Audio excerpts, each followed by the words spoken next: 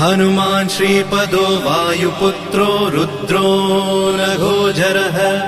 अमृत्यवीरवीरश्च ग्रामवासो जनाश्रयः धनदो निर्गुणः शूरो वीरो निधिपतिर्मुनिः पिङ्गाक्षो वरदो वाग्मी सीता शोकविनाशकः शिवः शर्वः परो व्यक्तो व्यक्तो धराधरः पिङ्गकेशः पिङ्गरोमा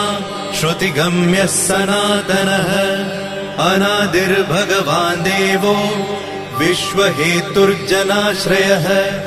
आरोग्यकर्ता विश्वेशो विश्वनाथो हरीश्वरः भर्गो रामो रामभक्तः कल्याणप्रकृतिस्थिरः विश्वम्भरो विश्वमूर्तिर्